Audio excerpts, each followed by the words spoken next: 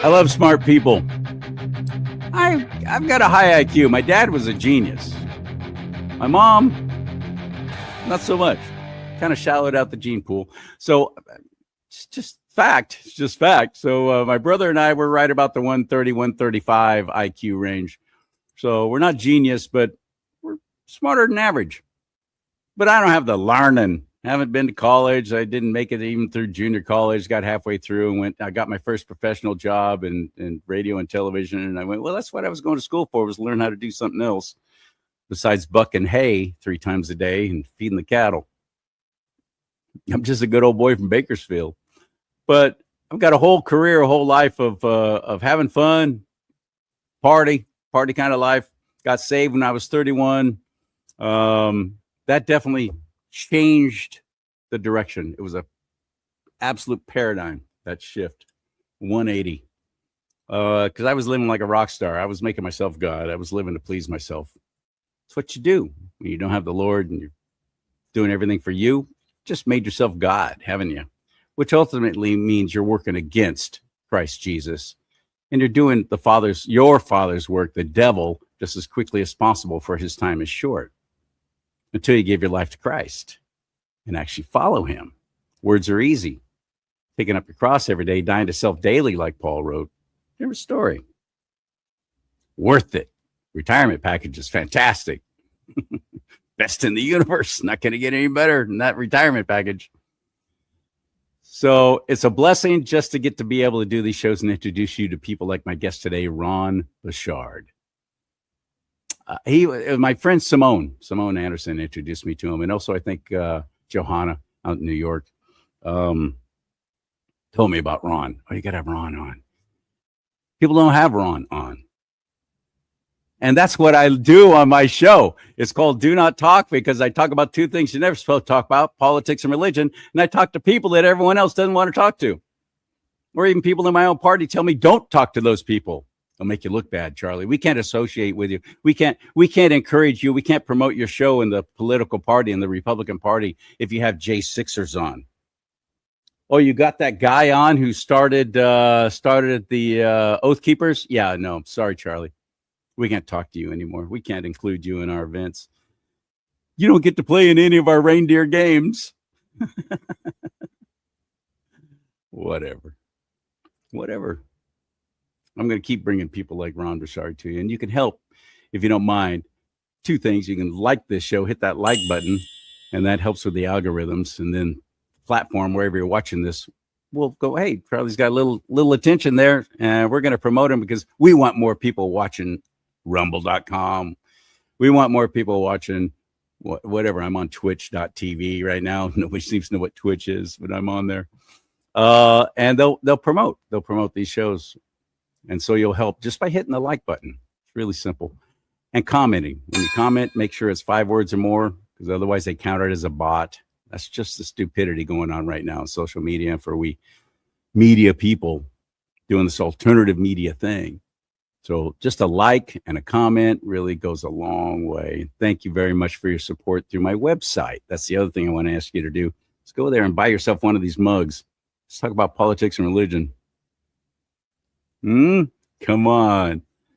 I got hats. I got shirts. Sounds to be my favorite hat right now. Trump is right about everything.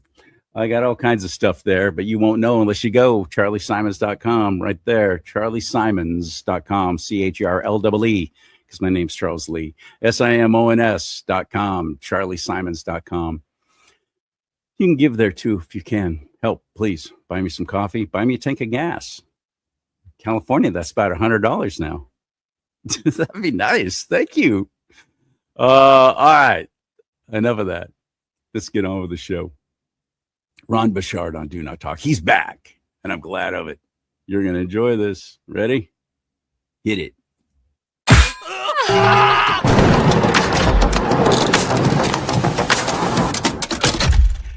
Ron, what's going on? Hello. Nice to be back with you. Long time. Thank you. Thank you, buddy. It has been a while, way too long. And what's the progress on your end out there in Massachusetts? Are you actually in Boston? No, I'm half an hour south of Boston, 45 minutes south of Boston. So one of my favorite stories about my little walkabout I took one time. My dad, he died when I was 24, and one of his dreams was always, he was a hardcore patriot.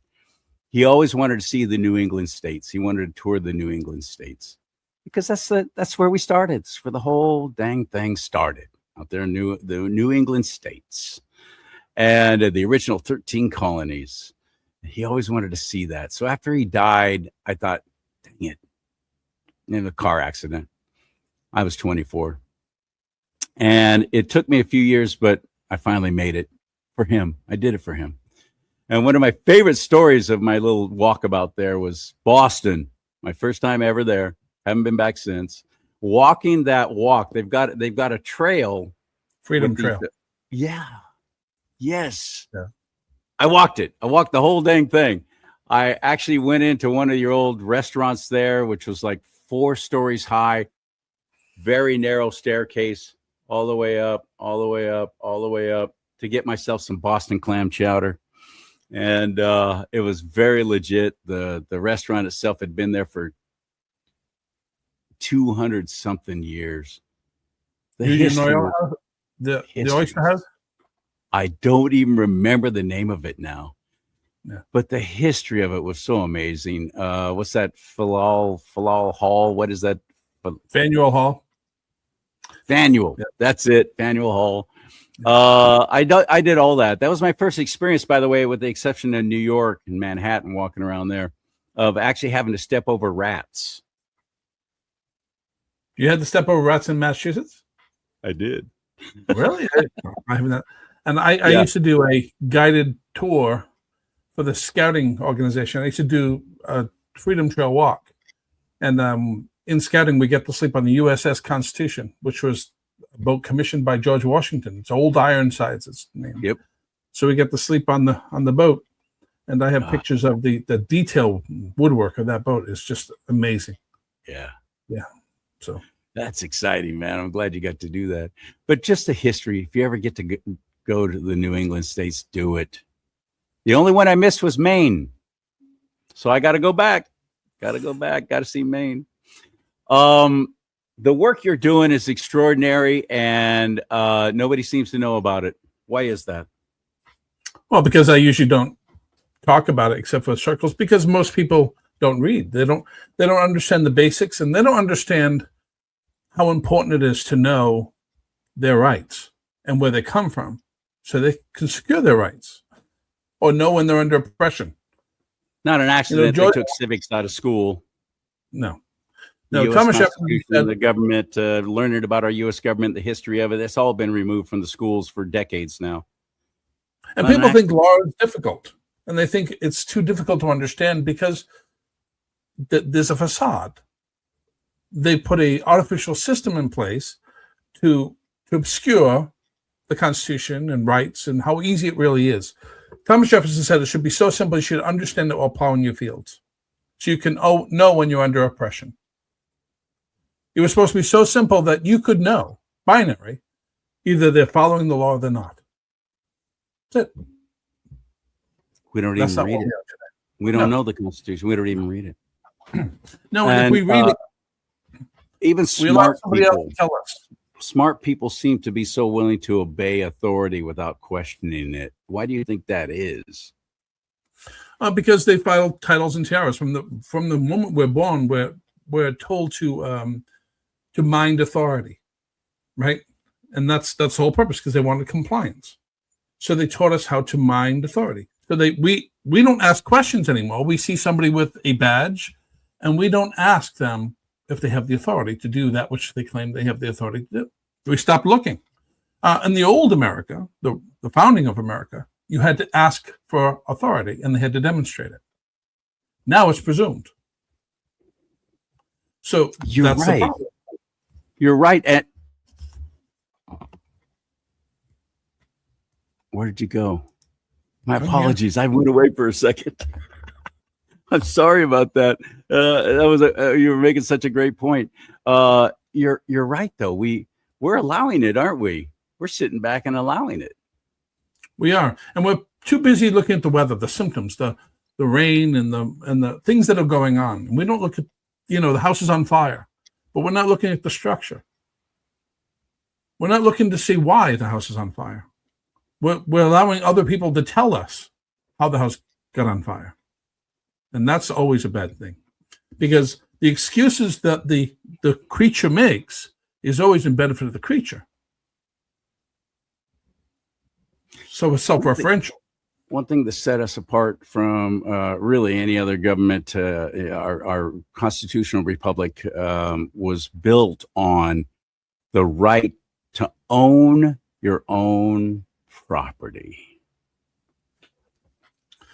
They had not no freedoms like that anywhere in the world in the past. You could own a house, but you never really owned property. But yet we don't really. My biggest frustration, and out here in California, and it's on the ballot this coming November, they're trying to destroy and dismantle Prop 13, which is when a whole lot of patriots got together and said, no, you don't get to keep raising property taxes on us anytime you feel like it. Well, I'll go one step further. I don't understand how they get away with property taxes, period. How can I own a home on paper, on title, legally, but I don't own the land underneath it? I have to pay you rent to live in the home that I purchased? Makes no sense to me. And everybody says, well, it's for the schools, or well, it's this, or well, it's that. They make excuses for a tax that should never have been put on us in the first place. That seems to be like some kind of foreign language when I say that. People's eyes glass over. Why is that? Well, it's because it's not so simple. If you look at the law, Massachusetts actually codified in the Constitution taxes, property taxes. But here's the caveat.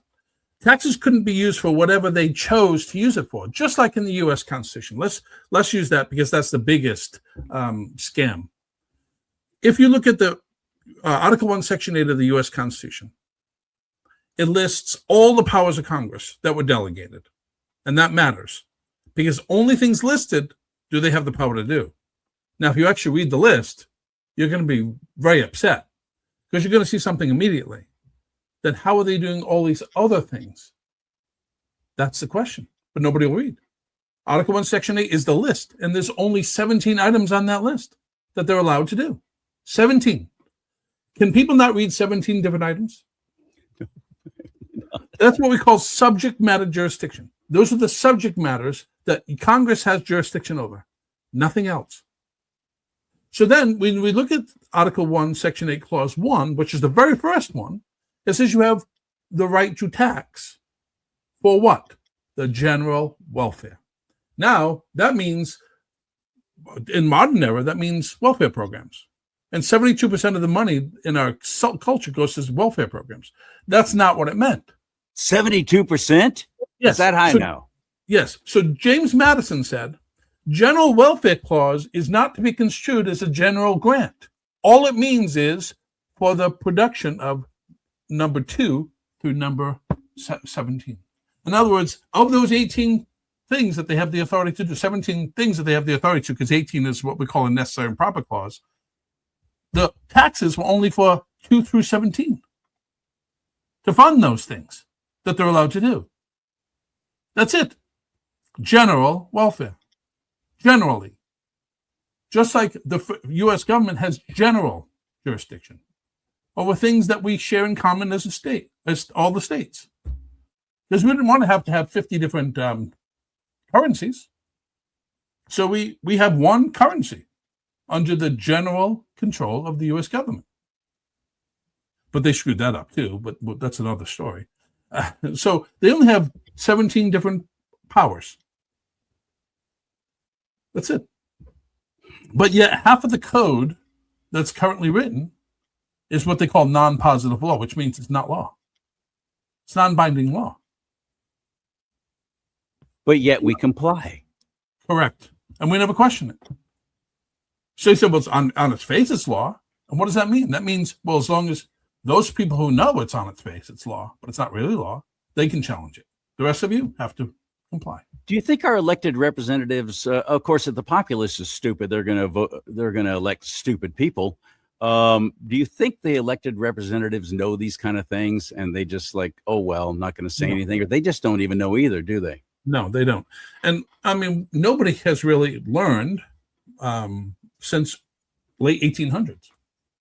Civics is completely destroyed since late 1800s. Woodrow Wilson put the final nail in it in the early 1920s. But That guy was wicked. yeah, they had to wait for him. So in the late 1800s, we already started having people, especially Massachusetts, shopping around for compulsory education systems. They knew that they had to get control of our education system. So they went to Prussia, which is modern day Germany of all places, and adopted their system, Prussian education. And the person, Johann Fichte, is the person who created that system, said the school must fashion the child and fashion him in such a way that he simply cannot wish other than we wish him to wish. So it removed all of our agency on purpose. That was the entire purpose. And it said, he went further and saying, when this is thus perfected, we'll no longer need any police because we'll have a compliant populace. We comply, which means we give consent. And we're giving consent against something that we don't even seem to know anything about. What's the difference between compliance and consent? Big distinction. See, people think that we've complied. You can't comply with the destruction of your rights. They're unalienable. They can't be alienated from you. You can't comply. And complying doesn't mean you can give your elected representative permission to do anything. The only way elected permission is given is through expressed grants in the Constitution. That's it. So did you grant the authority or didn't you? If the permission was never granted, how did they get it? Through usurpation.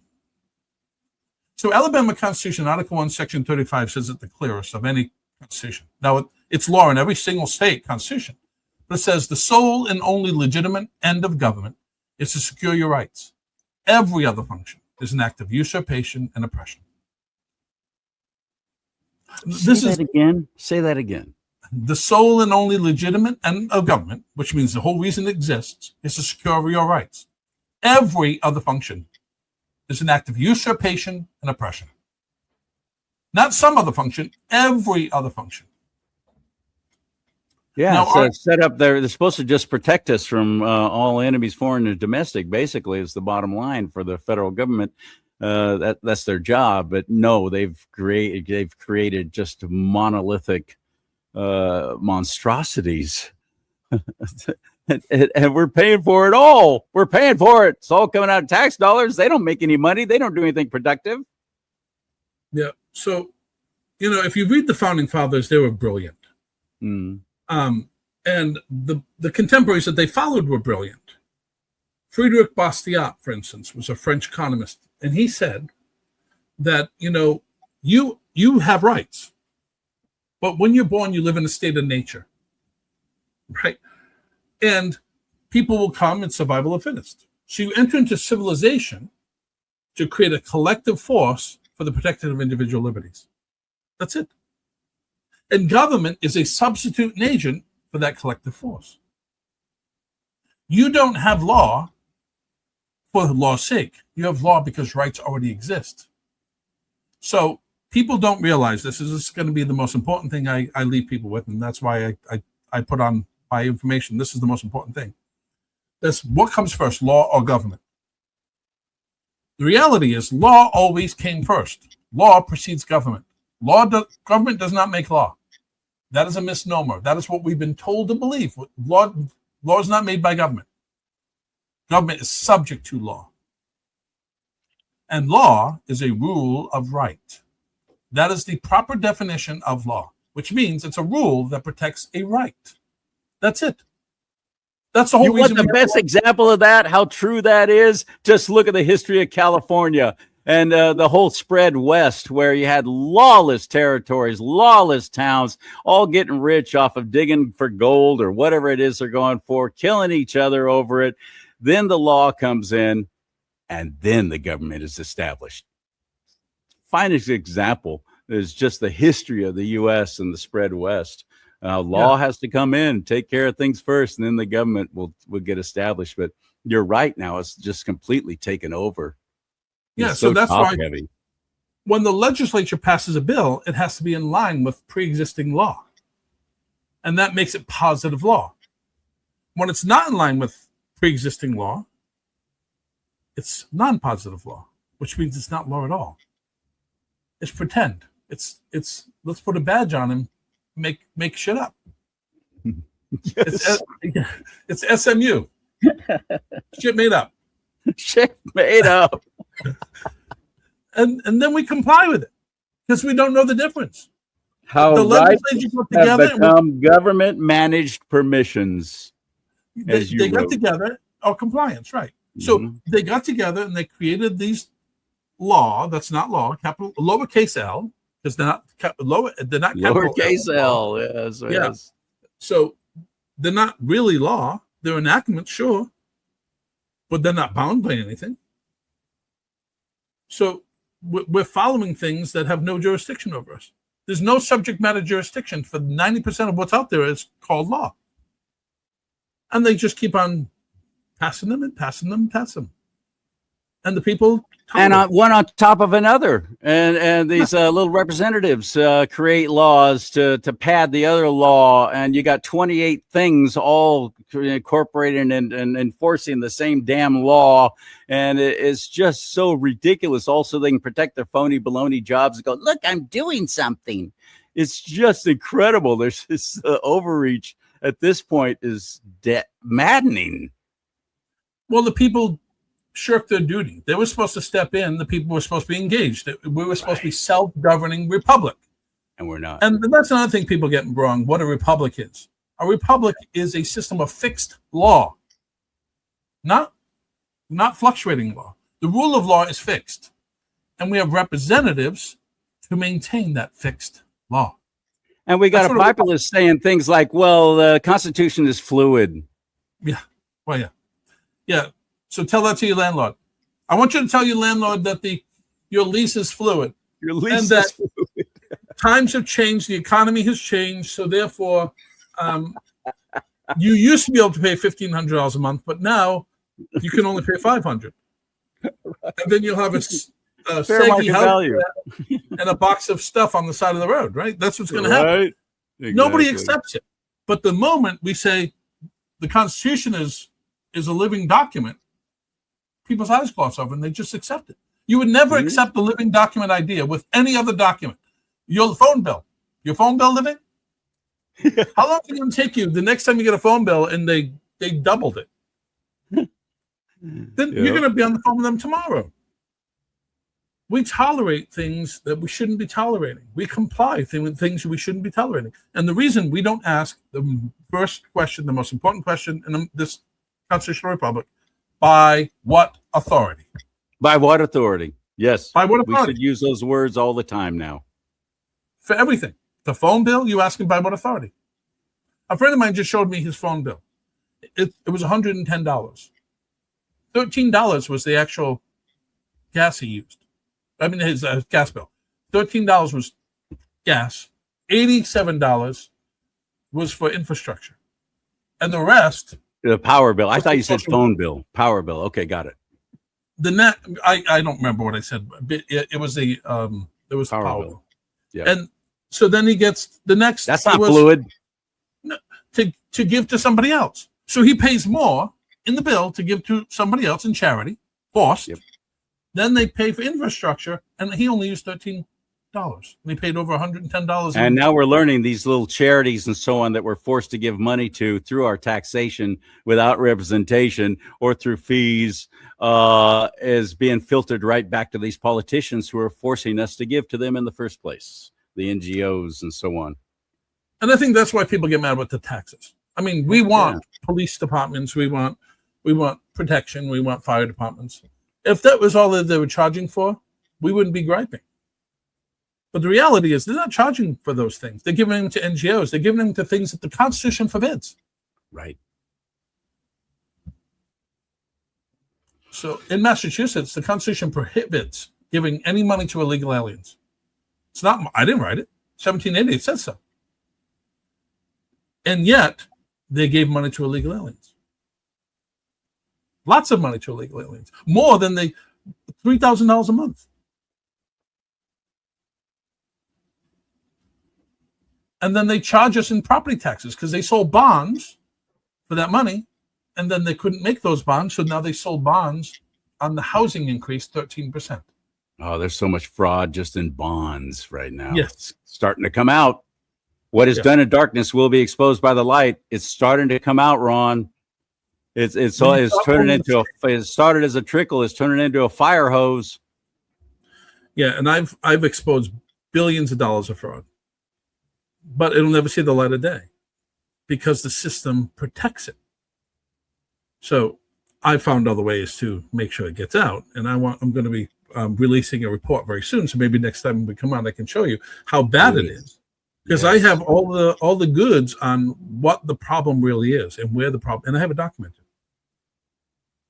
which makes me not their favorite person.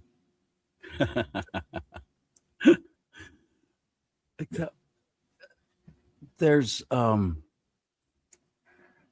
something that's happening now in tyrannical deep state, because thank God for President Trump and what he's trying to do, and I pray that he is successful. But in the deep state, there's so much tyranny, and they're now bringing law enforcement by taking away everybody's freedoms. The flock cameras come to mind. Thousands of them put up now, spying on every single thing we do, where the innocent are being protected. And I think it was in Massachusetts, they're proposing that because of Sweden, the child abductions that are going on, instead of going after the gangs that are doing this and the kidnapping of children to put into slavery, or to you have to pay a ransom to get your kid back. That kind of stuff's happening. It's rampant in Sweden. They want to put ankle monitors on the children. So it's to take away freedoms and freedom of movement, all under the guise of, well, it's for your own good and it's to protect you. That's what a tyrannical government does. Or just like lock up all the healthy people during COVID. Lock up all the healthy. With the first time in history that the healthy people were the one who quarantined, and we call that normal. We didn't bat an eye. We call it protection. The founding fathers warned against this. When you actually look for safety instead of liberty, you deserve neither.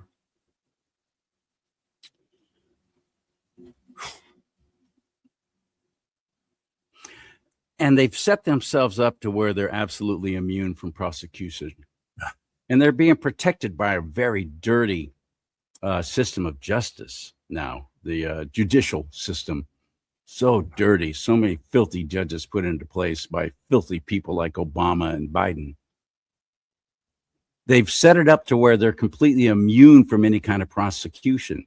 And all the bad guys, as much as I love my president, Ronald Reagan, why in the world did he think it was a good idea to protect the pharmaceutical companies from any kind of prosecution for poisoning us for our entire lives and forcing 70 plus inoculations and vaccinations on frickin' children, babies? And we're seeing the results of it, but yet they're denying they're immune from any kind of prosecution. How sustainable is that, Ron? It's not sustainable. See, the reason we have a rule of right, there's another half of that equation. Law is a rule of right. Whatever's contrary to the rule of right is an injury.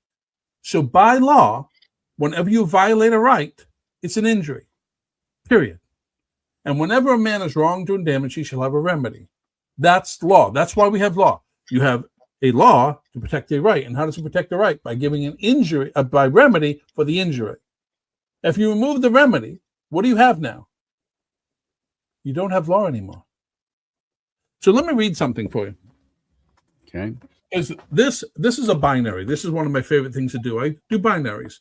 If you read, this is the Massachusetts Constitution. Now, Massachusetts Constitution was the model for all 50 state constitutions, and primarily the U.S. Constitution. You were one of the first. Yeah. The founding fathers actually wrote about it. In Federalist number 47, Madison talks about the Massachusetts Constitution. And I quote it all the time because we were the cradle of liberty for a reason. But not anymore, but because they're not following the law. But I want you to listen to these words, and then I want you to figure out how immunity exists. Ready? All power residing originally in the people and being derived from them, the several magistrates and officers of the government, with authority, whether legislative, executive, or judicial. Who do we leave out yet? All three branches. So we haven't left, right? Right. Are there substitutes and agents? Means they're not the kings. They're the substitutes and agents, just like I told you, and at all times accountable. How can you have a right enshrined in black letter law that says they're all times accountable, and then there be such a thing as immunity? I'm waiting. How can they both be true? Either all times accountable or they're not. So then we start pulling back immunity doctrine. Where does immunity doctrine come from? From judiciary. Judge made law. Which is why Madison quoted Massachusetts Constitution. Massachusetts Constitution, first Article 30, says the judiciary can't be involved in the executive or the legislative or either of them. But they fully are. Yes. And Hamilton in Federalist 78 says the court is the weakest of branches because it has no force, no will, merely judgment. They cannot even make law. They can't make law. But yet the media and everyone else has given them such extraordinary power. Well, the Supreme Court said that abortion is legal in 1973. Well, no, that's not what they said. But everybody implied it, that's what it meant. And look what's happened to our nation. Thank God they rescinded that. But look how long it took. And to what end? There's more abortions now than there were ever before. It's all gone back to the states, which is where it should have been from the very beginning. Why are courts usurping this so much? It all depends on who you appoint and who you've elected as president to appoint. But the problem for them is, even if you say it's for the states have to follow the law, and the law already outright bans abortion. But nobody knows where the law comes from. So it says a child is to be treated in the womb as if he's already born. That's the law. That's the law, that capital L, that came before the government. So you have to treat a child with full set of rights as if they're already born. The Bible doesn't say marries with fetal cells. It said marries with child. Right? They're already a child. Good point. Oh, that's a good point. I've never heard anybody put it quite that way. I like that. So the law, natural law, already exists. Now try to go and abort a wolf's baby. Go ahead, do it. Oh yeah. See what state of nature will do to you if you try to abort them. Mm-hmm. It won't work. And abortion, by the way, is not even. It's a medical procedure. But when it's not a medical procedure, it's couching something that it's actually being done. What is the medical procedure doing? Ending life. So, and is that allowed? No, we don't allow that anywhere else. But when we call it a baby, we just call it abortion. The law doesn't allow it. But lawless legislatures ignore the law. And do I have the right to abort a baby? On my own? Do I have a right to kill? No. Then how can I delegate that authority to government? Because all power is delegated to government. All. Thomas Paine said there are two types of powers. There's delegated power and assumed power. All delegated power is trust. All assumed power is usurpation. There are no other standards. There's those two. That's it. So it's either delegated or it's not. I can't delegate something I do not have. How did I give government something I can't do myself? I can't. So much of this, I blame the media, which I've been a part of my entire life. And the Holy Spirit revealed to me the 101st time that I read that scripture about the devil is the prince of the power of the air. That never made any sense to me until the Holy Spirit, I know it was the Holy Spirit, revealed it to me. That what goes through the air, CharLee? What do you do? Broadcast, satellite, any kind of information, any kind of television, radio, all of it, even cable, satellite, all goes through the air. The devil rules it. And we're so easily swayed. People who are common sense Christians, believers in Christ Jesus, not necessarily followers, but at least believers, who are making excuses for abortion, the murder of a child. Well, it's a woman's right to choose. I can't tell her what to do with her own body. You can let her do what she wants with somebody else's body? You don't have a problem with that? It's insane how weak we have become and how afraid we are even to speak out against such atrocities, such genocide. What has happened to us? I blame the media, man. I blame so much on the media. That's because our nation was founded on Christian values. You can't separate Christianity from our law. It's not possible. And people don't know that. So when you start getting away from religion, when you start getting away from Christianity, not so much religion, but the faith, you get away from law. That's why the Founding Fathers says it's only good for a moral Christian foundation. It's not good for anything else. It's just a piece of paper. Otherwise, the Constitution doesn't enforce itself. So you need a moral Christian foundation of people for law to be protected of your rights. Right. Otherwise, we live in a state of nature, right? Or a state of slavery. Animalistic. Right. Other nations always lived in a state of slavery.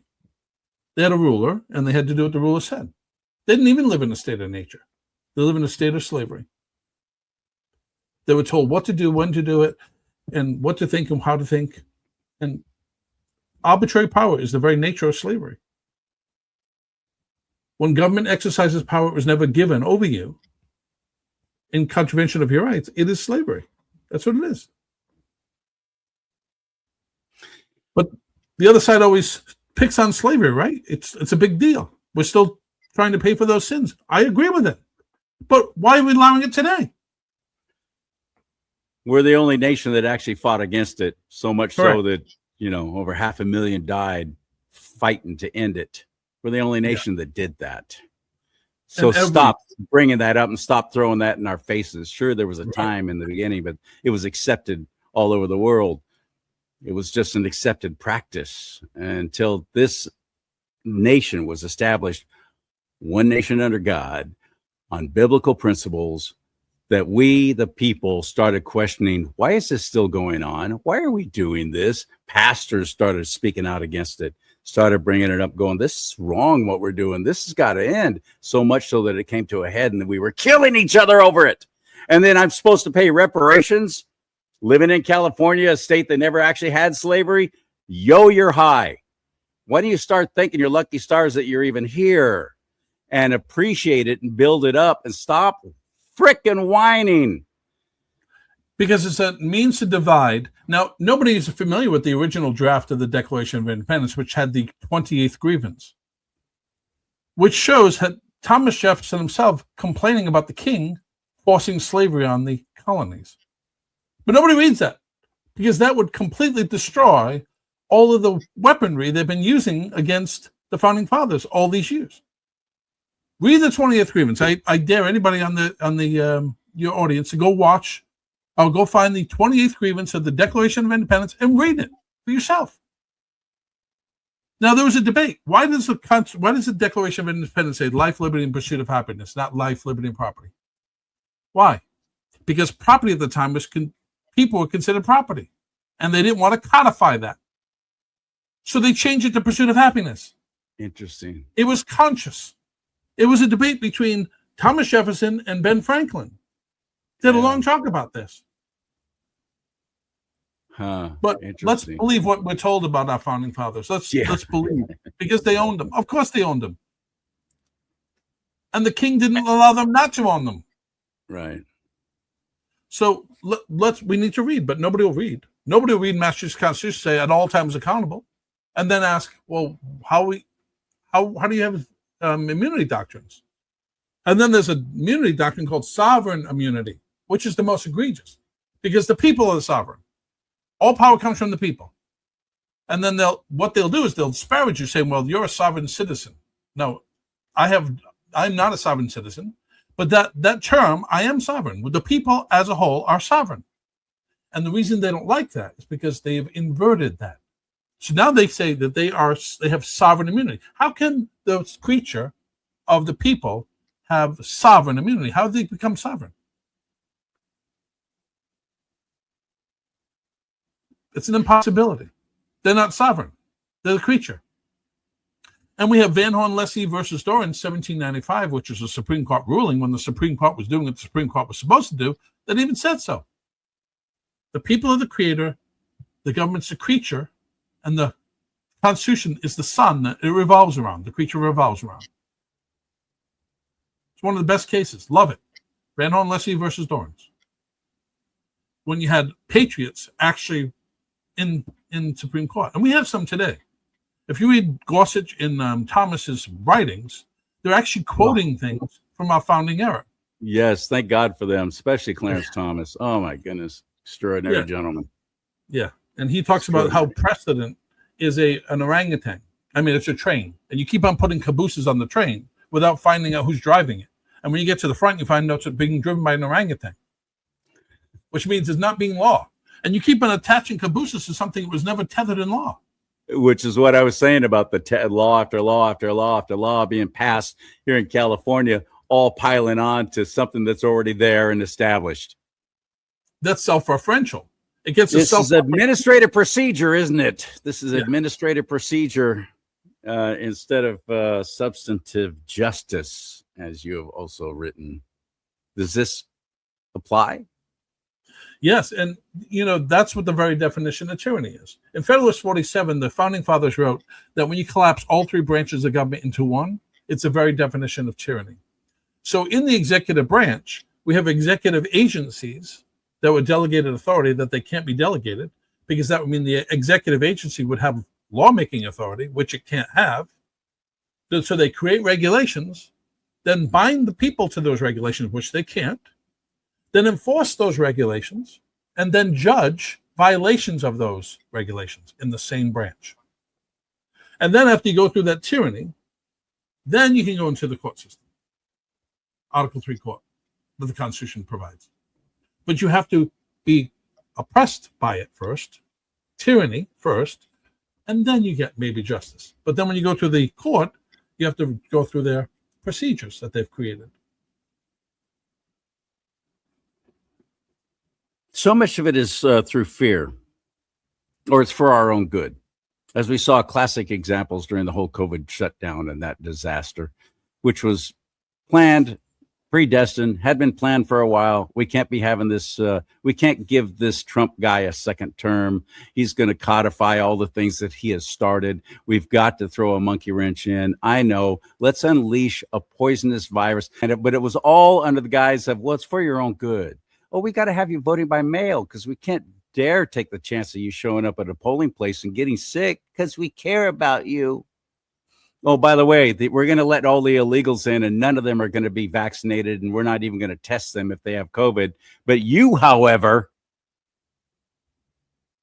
they're liars, they're cheats, they're frauds, but it's all under the guise of fear. And so many of us, no greater way to rule a massive amount of people than through fear. And that's what's been happening. How do we stop that? How do we dismantle that? How do we wake people up? We have an alternative media now, guys like me doing these kind of shows, having people on like Ron, who hopefully you're watching and you'll share this show and you'll hit that like button to help it grow and help with the algorithms. Hopefully you'll share this with others and not be afraid, not shrink back. But other than that, so much is through fear. That was the whole J6 thing. Oh, we're going to target them. We're going to make them look awful so these people don't ever do that again. Through fear. False evidence appearing real. And that is the devil's primary weaponry. So prior to me getting involved in law, my expertise was in human behavior. And I wrote a book called Don't Die in a Rowboat. And one of the pieces of Don't Die in a Rowboat is talking about how we're running from sea monsters that aren't chasing us with fear, right? We turn a little octopi into a kraken. So imagine you're in the middle of the ocean. That's right. Yeah. You don't want to go in the middle of the ocean because you don't know what's out there. Right. And fear is that unknown. We don't know what's out there, so we won't do it. And and the government knows that. So they teach us to, they program us to stay in a circle, right? We go round and round a circle, protected, safe. And I call that the social the currents of social expectation. So we get dragged around the currents of social expectation, and we never go out in the open ocean because of fear. And out in the middle of the open ocean was where all freedom is. But we stay compliant, going round and round in circles, the North Atlantic Gyre, from schools, media, churches, and education, and friends, family, acquaintances, associates, relatives, and all the program we accumulate keeps us stuck in the loop. And then they tell us, if you go out there, you're going to get hurt. And sure enough, we go out there. One brave soul goes out there and comes back with his tail between his legs. And it's not because he shouldn't go out there. It's because we have not built a strong enough boat. So when you do go out there, you get pummeled, yes, because you're in the middle of the open ocean in a rowboat. And nobody's there behind you cheering you on. Right. And so then it just is a self-referential loop, because now look, see, I told you it was going to happen, so nobody else goes out there. It reduces the number of people who go out there. And that's what J6 was all about. J6 was, look at all these people who did something. Let's demonize them so nobody will ever think about doing that again. And let's make the media talk about it 24/7. And call it insurrection. Though not one person was charged with insurrection. That's really funny. How can you have all this insurrection in the media and the use of insurrection when that's not even what insurrection means? And not one person was charged with insurrection. How can not one person get charged with insurrection if it was insurrection? Can you tell me that? Great question. But nobody's going to ask that question. Nobody's going to read what I had people on in my own party saying, well, if they went into the Capitol building, they broke the law and they're deserving what they get. They shouldn't have done that. That's before they even knew any of the facts that the law enforcement was moving barriers and opening doors and inviting people in. We didn't see that video until it was released, thank God. Finally, Tucker Carlson, before he went the way of I don't know what the heck's happened to that guy. Sad, really. But he posted all that video, and we saw it. We saw it. Them inviting these patriots in who had showed up to say, we don't want this election. Something was wrong. We don't think this should be. We're contesting this election. We don't think that it should go through as if it's legit. It's not. I'm not using the right words right now. I'm sorry. I'm having apparently a senior moment. Can't even think of the words. But it worked. It was effective, wasn't it? And then all these people were arrested just for showing up. Louis Herms, who was on before you, he was there. He said he had the FBI outside of his house monitoring him and watching him. He said this went on for like a year and a half. I have friends who were there.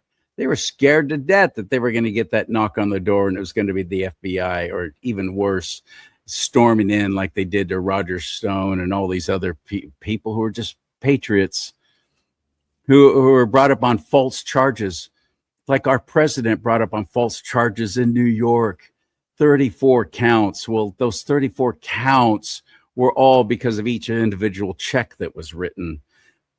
It was supposedly, allegedly, one misdemeanor, which the Letitia James and all of that lot turned it into a felony.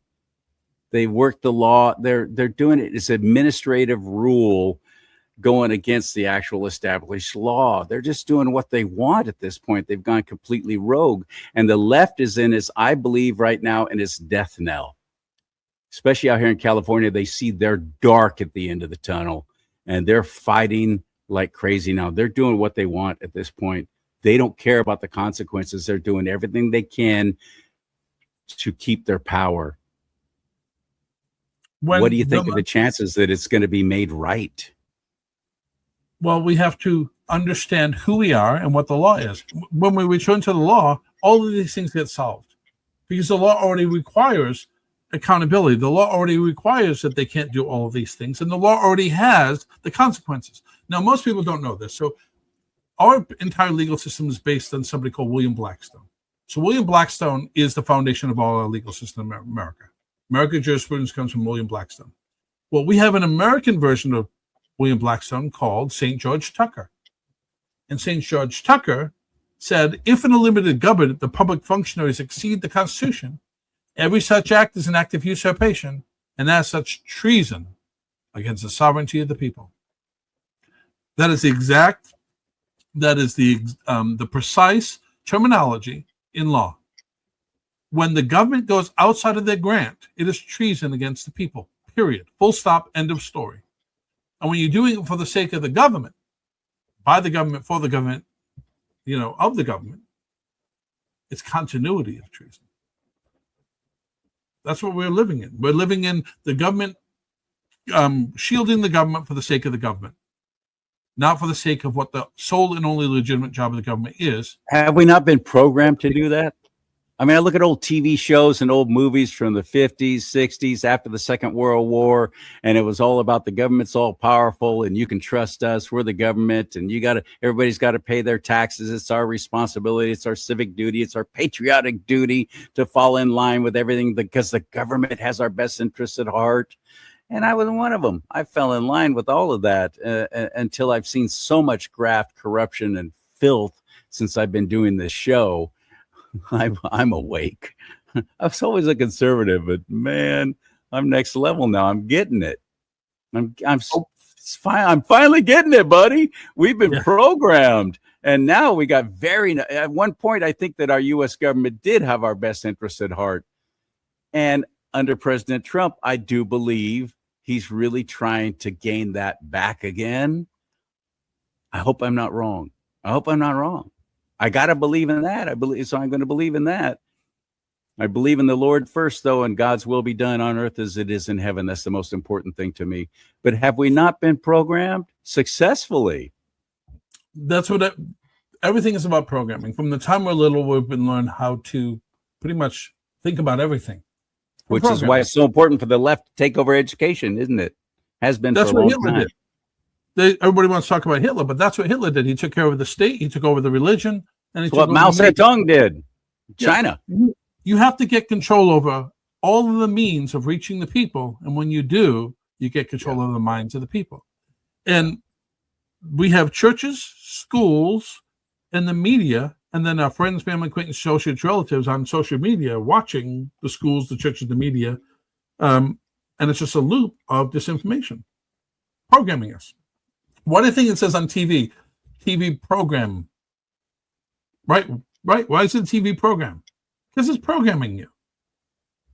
Right. It's telling you, and I'm watching an Apple TV show called Silo. Very interesting.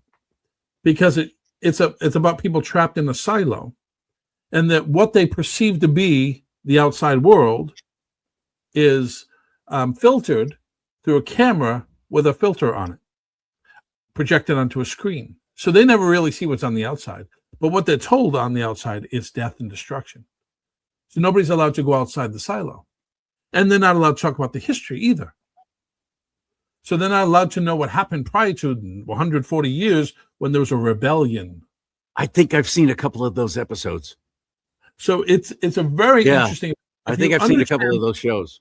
The depth of what I understand from understanding the structural creation and blueprint of American jurisprudence, you see all of the parallels, and it's fascinating. So I'm watching it just because I want to see what they're trying to communicate. So it's going to be very interesting. But that's what we're living through. We're living through a false premise or a fiction of reality, that which we believe to be true that has no basis in reality. See, everybody has a perception of reality. And either that perception of reality aligns with objective truth or it doesn't. And 73% of what the average person believes is false. Think about that. If 73% of what you believe is false, and that's how you're guided every single day, how well do you think you're doing? Would you get on a plane? And let me say if I invite you on a plane, I'm going to take you on a plane ride to Hawaii, and you get onto the plane, all expense paid. You get onto the plane, and the pilot says, you hear them over, talking in the cockpit, and he says, 73% of our navigation systems have a virus. Are you staying on that plane? If they're a good pilot, they don't need a navigation system. They can just follow compass and stars and so on. But I don't know. Free trip to Hawaii. I might chance it. Well, I wouldn't. No way. So if 73% of their systems that guide the plane are in virus mode, I wouldn't get on it. And that's what running most people's lives. 73% of what they believe is false. And it came from these four sociological forces: schools, churches, media, friends, family, associations, relatives. And nobody questions it. No, And because it's a why the left has so successfully infiltrated schools, government, media, churches. And that's what they did early on in American history. And the founding fathers knew all of this. So the founding fathers warned about this. So then we had, in 1814, they started coming into our nation. War of 1812 is, I don't even want to get into that because that's a huge, huge problem. The War of 1812, and then 1823, we have the influence where they pretty much declared war on our republic, the foreign nations in Europe, because republicanism was spreading into Spain and to Portugal, and they couldn't have that, so they had to stop it. So that's where the Monroe Doctrine came from. But we had infiltration early on. So in fact, when Lincoln was getting to be president, he hadn't even run yet, and the media had gone out and told people about who Lincoln was, that South Carolina seceded. He didn't say a word. Lincoln hadn't even given a campaign speech yet, and they already made up their mind about him. That's the power of the media. Nothing's changed, has it? We haven't gotten smarter. No, that's what we say, progress, right? The entire nation has been declined from progress. The progressive era did so much damage in the 1920s, Industrial Revolution, did so much damage to America that I've been fighting to get us back to even that point in history, because there was so much damage done since then. And it was done thinking we were making progress. But the greatest progressive act in the history of mankind was a self-governing republic that the founding fathers put in place. And what are we progressing towards now? The very nature that existed before the founding era: slavery, or living under a king. That's where we are. And we call it progress. And we think we're enlightened.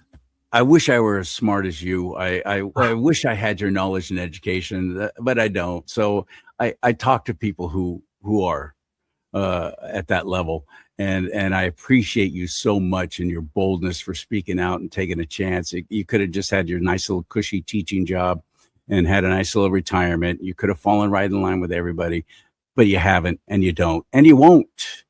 I pray for you. I pray for your safety.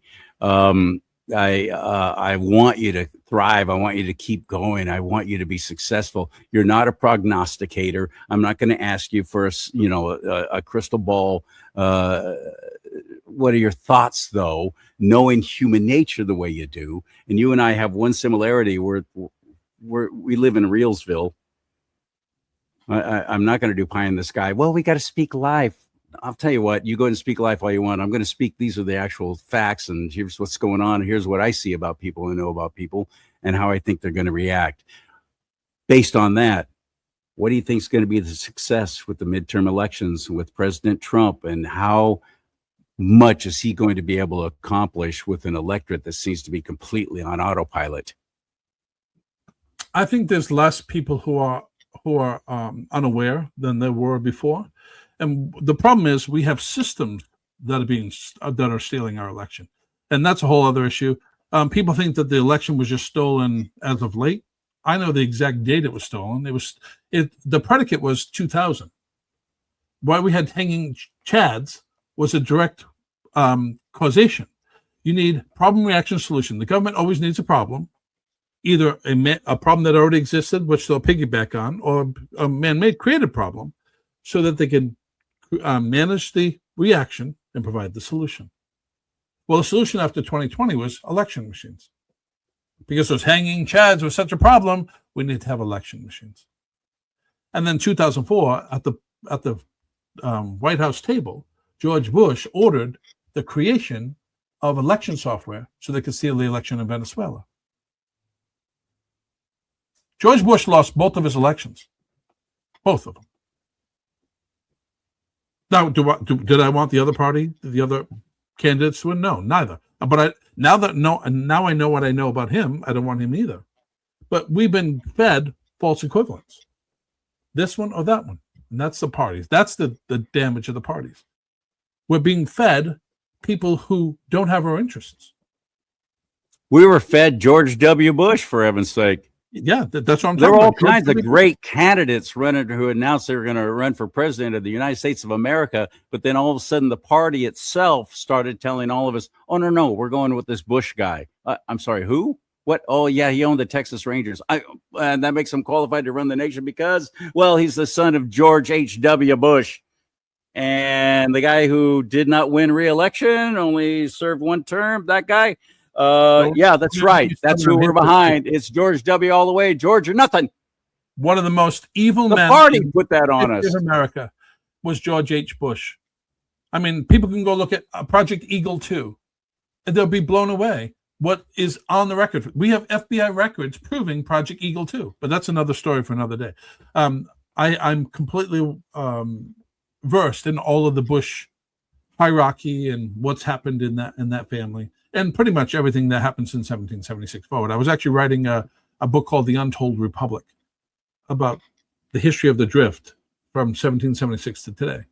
And so I've had to examine all of these periods of history. And the history is fascinating. All the people who were killed. We had so many founding fathers who were killed. It's not even funny. And people don't even know because they're not even referenced as being killed. All the ones who signed the Declaration of Independence, oh my God, they were just ruined. So many of them were ruined. Yeah, and people losing their lives even.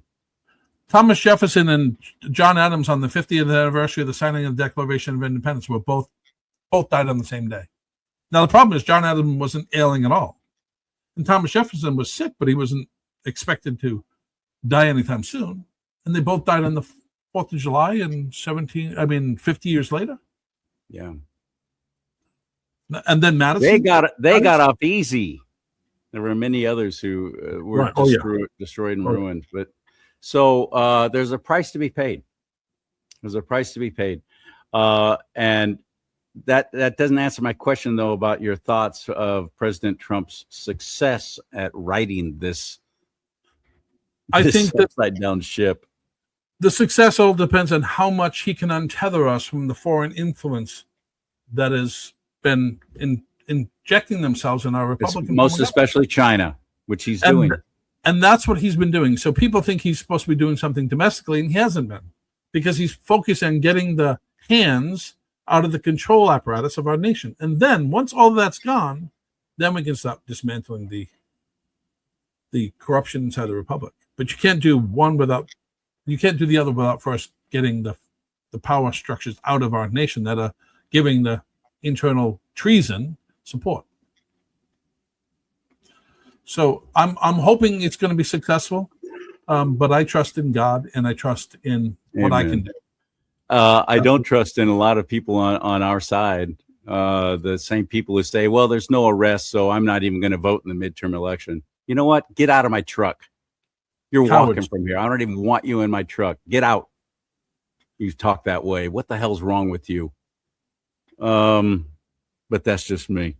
All right, my friend. We can find so much about Ron, and I encourage you to, and I hope you will, at We the People 2, the number 2, We the People 2.us, not .com, not .net, .us. I love that. We the People 2.us.